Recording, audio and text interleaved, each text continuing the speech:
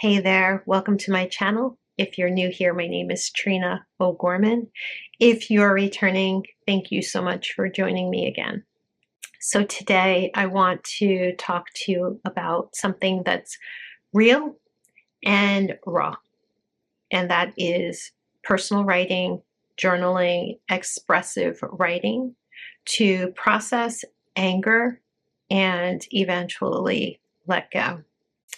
So I know something about anger, and I know something about letting go of anger and healing. So I want to share some of that with you today in the hopes that it will help someone with something that they are going through, a difficult time that they are going through. So a short story time for those of you who are not following me from Instagram. I've been on Instagram for a while, and a lot of people there already know my story. But if you don't know my story, I'm going to give you a quick recap without getting into the gory details. I started posting on social media as a classroom experiment. I teach college writing. I was teaching college writing at the time, and my class was reading something about social media. And we decided we would start a social media page using some basic concept idea to see if we could get people to follow it, because we had this idea that people would follow absolutely anything. And one of my students had the idea that we should focus on my notebook, since I carried it all the time, always had it with me. It was always on my desk. And he was a fine arts major, a photography major, and he would take pictures of it, and we would post pictures of my notebook and be quite amused when people would follow it. At the same time, this was in 2014, I was going through a separation after being married for, at that point, I think it was around 16 years. And it was a very sudden separation. It was not something that was planned, and it was not something that had been discussed. So it was sprung on me, and I was in a really difficult emotional place. So my class did the experiment. We wrote about it, we talked about it, and they moved on.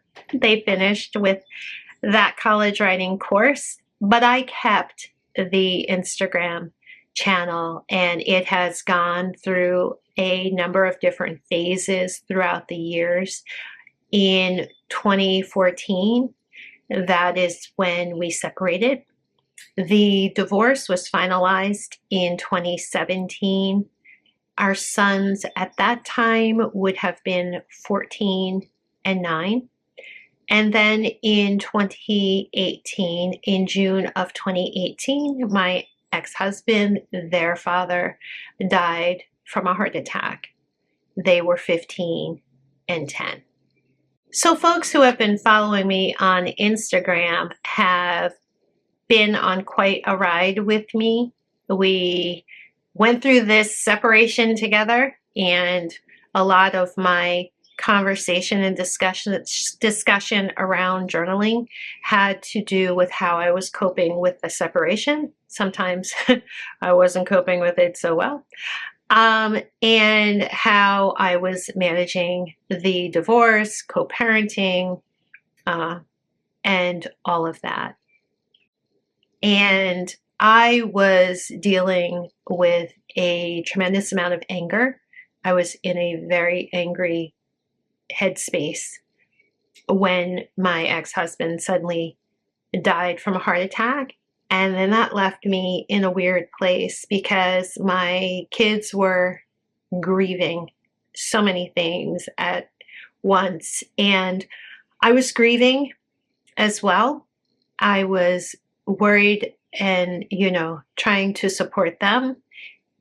And in some ways, I was still angry, and actually had new reasons to be angry. So there was a lot going on emotionally, and at that time I was leaning very, very heavily into expressive writing journaling in order to cope with everything that I was going through.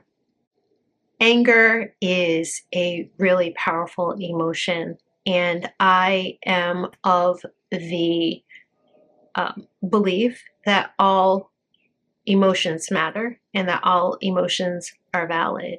I feel as if anger provides us with a lot of very valuable information. At least that was the case for me. And I allowed myself to feel anger. And I felt anger for a very long time, and sometimes in very intense ways. At times, my anger could actually be destructive, and that I would not recommend. But I learned a lot from that, and I'm in a better place now and able to actually manage my anger in much better ways. But that doesn't change the fact that anger is still a valuable and important emotion that is okay to feel. And so I want to talk about ways in which we can deal with anger through personal writing. So I did not come up with these different tips or these different techniques. These are techniques and tips that have been around forever. I just want to share them with you again as a reminder. I think sometimes when we're looking for something, if it's in the right place at the right time, it can do us a world of good. And so these are all based on research, a compilation of the plethora of articles I have read on expressive writing, writing in general, that I want to share with you. And the first tip comes from James Pennebaker, who did a lot of research on expressive writing, and it is writing an unsent letter. So I wrote so many unsent letters from 2014 all the way through 2018 when my ex-husband died. And even after that, I was probably still writing unsent letters in 2020, trying to process everything that we had gone through and all the trauma and grief that was left behind.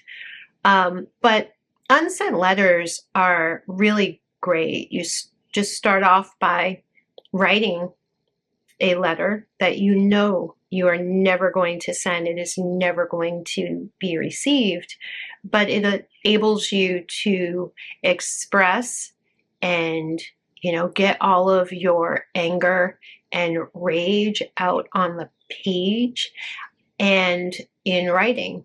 And for some people, this is really hard to do. So the second tip is going to come in really handy, but just trust me, let everything out, that everything that has made you angry, everything that has hurt you, everything that has pissed you off, just say what it is that you need to say, however you need to say it. Just put it all out there on the paper. You can swear, you can, name call, everything, because this isn't about you being appropriately angry. This is about you allowing yourself to feel everything that you need to feel, knowing full well, knowing completely, like you're not sending this to the other person. So they are never going to be confronted with it. So just put it all out there. And here's where a lot of people struggle. So this is step 2. Step 1 is writing an unsent letter, writing an angry letter. This has been done for so long that Abraham Lincoln used to do it, and he called them hot letters. And his had more to do with his, political foes, but whatever. Still the same concept. So you write the unsent letter, and a lot of people that I have worked with or spoken with are often afraid that the unsent letter is going to be discovered. And I'm not quite sure what it is, why we think we have to archive and store and keep everything that we've written, because we don't. So my next tip to you is called ritualistic destruction. And I came across that in a Psychology Today article. Ritualistic destruction, get rid of it. So you spend the time processing, writing, putting it all out on paper. And then you can either shred it, you can ball it up and throw it in the garbage, you can burn it, set it on a fire safely, though, over water, or over water. Burn it, tear it up, whatever. Get rid of it, destroy it, knowing full well that you're going to destroy it. A friend of mine has actually buried things that she has written that she is going to put to rest. And she will go through the process of digging a small hole and putting the writing in the hole and covering it up. And that is part of a ritualistic process of, like I said, literally putting it to rest.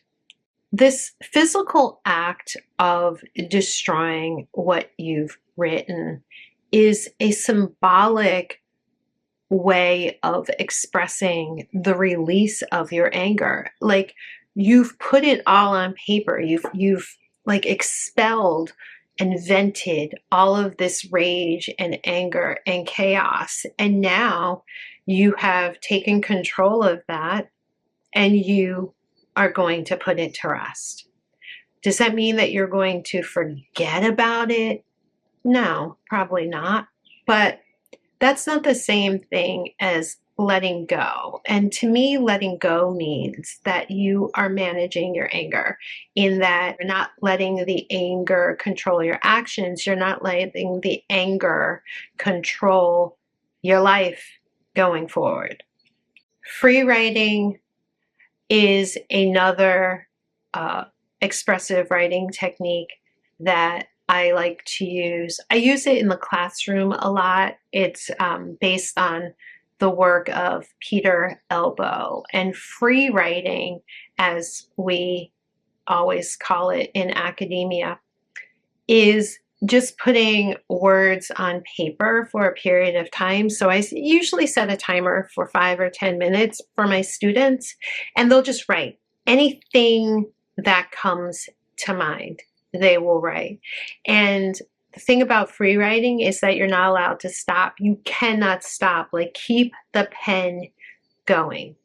So that prevents you from stopping to overanalyze what it is that's going through your mind. You're just brain dumping it. So there's nothing new about dumping all of your thoughts onto paper. That stream of consciousness, that has been around forever. So don't let anything or any of this stuff that you see on social media have you thinking any of this stuff is new, because this is stuff that's based on research that has been around for 10, 20, 30, 40 years.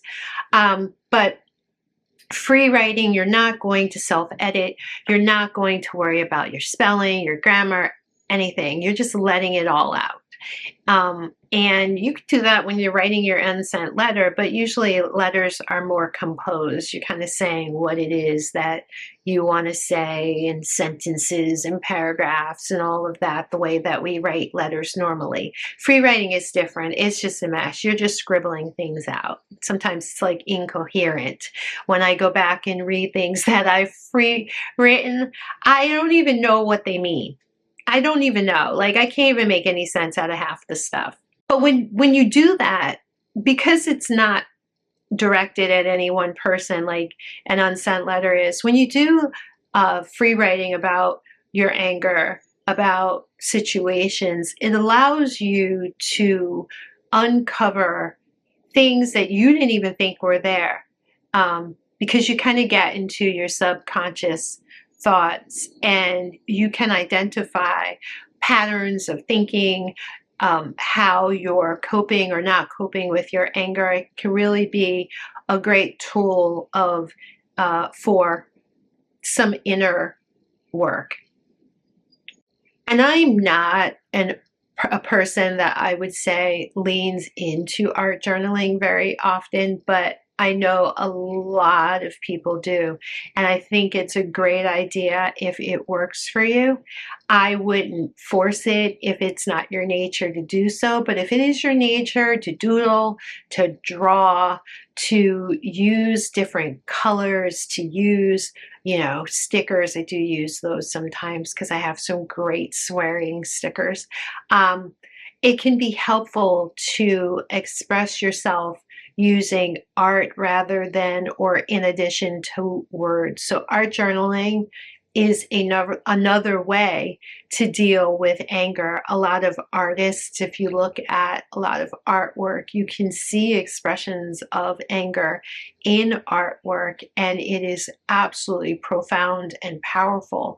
And so drawing and pictures can be very, very helpful and very, very provocative and powerful ways of dealing with things that have hurt us, upset us, enraged us. And then my last tip or technique is rewriting your story. I have found that over the years, I have told the same stories multiple times, right? The way that I approached talking about my separation, talking about my divorce, talking about the time that led up to the death of my husband, all of that, ex-husband, I should say, all of that. A lot of times, or for a long period of time, I would tell the story the same way over and over and over again because I just wanted to be angry, right? I just wanted to be angry. I just wanted to prove to myself, to other people, whoever was listening, that all these awful things that had been done to me. And I was for quite some time very much into trying to embrace my victimhood. And I'm not saying that he didn't do anything wrong, but after a period of time, I got tired of hearing the same story. And I got tired also of not doing the personal work because, as you know, in any relationship where there are two people, there's like his truth, my truth, and the actual truth, right? And so there were things that I needed to address and hold myself accountable for so that I could move forward with my own life, right? Because it wasn't just about what happened in our marriage or in our separation or in our divorce. It was about what I was going to take away from all of that. If I were to write a story or a movie script or even share my experiences with my kids, I always use my kids as my most important audience. So if I'm going to share my story with my kids, I want to share a story with them that's going to be one that expresses or conveys valuable life lessons, things that they can learn or take away that will enable them to navigate their own lives and their own experiences better, because I want the very best for them. And I think that sometimes we don't think about that when we are telling our stories, wanting the best for ourselves. But that's what we should be thinking, because you should want the best for your future self. And so when we are recapping or retelling our stories, it's helpful to think of them, I think, as stories that we are sharing with an audience that we care about and that we want to approach compassionately and with some level of introspection and wisdom, right? We want people to learn from our mistakes. When you watch a movie, you hope to take or read a work of literature, you hope to take away something that you can keep with you in your personal toolbox and use should the need ever arise. So our personal narratives are really important. Stories are what shape our reality. And, oftentimes people get caught up in, oh, well, this is what happened. I am telling the story. This is exactly what happened. This is what he did, or this is what she did. And I get that. I understand that. I've been there. But if you are actually thinking about being a masterful storyteller, you want to tell a powerful story that is going to have the impact that you want it to have. And if you just want the impact to be that people hear you be angry and that's the end of it, then I suppose telling the story, the way a lot of us tell these stories, it meets its goal, right? But when you think about healing, when you think about letting go, when you think about moving on, that's when you have to start telling the story in different ways. That's when you have to really take control and master the narrative and reframe it, not lie, right? Not leave out the truth, but reframe it in a way that is going to make it a powerful story, a masterpiece. And that's really what we should want from our lives. We should want our lives to be masterpieces. So those are 5 tips, techniques, ideas that you can use in your expressive writing that hopefully will help you manage your anger, right? Respecting your anger, getting it out, then dealing with it, releasing it, and then reframing it so that you can grow and evolve into a stronger and better version of yourself. And I hope you found these tips to be helpful. If now, wonderful. If not now, stick them in your toolbox. They'll come in handy at some point. I'd love to hear your comments, your experiences. I love all of that. If there's one thing teaching has taught me is that the dialogue, that's where the power is. It's not about me just telling you stuff and lecturing to you or presenting slideshows and all of that. It's about the back and forth exchange of ideas. The dialogue, as I said, is extremely crucial to us just communicating and making ideas work for us. So comment, like, subscribe, all that good stuff. And I wish you well, and I wish you peace and healing. Bye.